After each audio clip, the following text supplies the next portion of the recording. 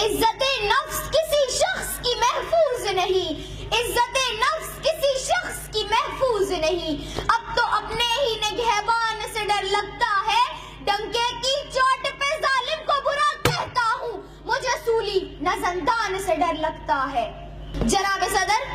معزز اساتذہ کرام اور قابل قدر حاضرین محفل، السلام علیکم۔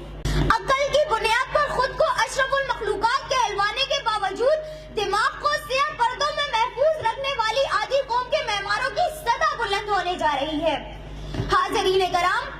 اپنی سماعتوں کے پردے کھول کر سنیے، اپنی پلکوں کو ایک جگہ ساکت کر کے سنیے، اپنے دماغ پر پڑی دھول جھاڑ کر سنیے۔ ایک نئی نسل کا نمائندہ آپ سے سوال کرنے چلا ہے، وہ سوال جو میری عمر کا ہر بچہ آپ جیسے بڑوں سے کرنا چاہتا ہے، وہ سوال جس کا جواب ڈھونڈتے ڈھونڈتے ہماری کئی نسلیں خودداری کو اپنے ہاتھوں سے ذبح کر کے یا تو خاموش ہو گئی اور یا تو منو مٹی تلے جا گئی۔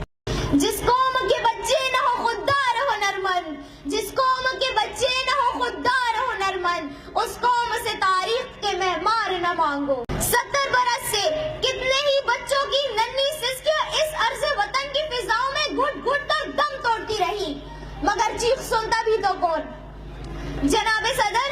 میرا سوال یہ ہے، ایک ہی ملک میں پیدا ہونے والے بچوں کے ساتھ رنگ برنگے کھلواڑ کیوں؟ کسی کے حصے میں خالی چنگیل، کسی کے حصے میں کرسی تو کسی کے حصے میں چوکیداری، آخر کیوں؟ جناب صدر، مانا کہ کاروبار زندگی میں ان شعبہ جات کی ضروریات ضرور ہوں گی،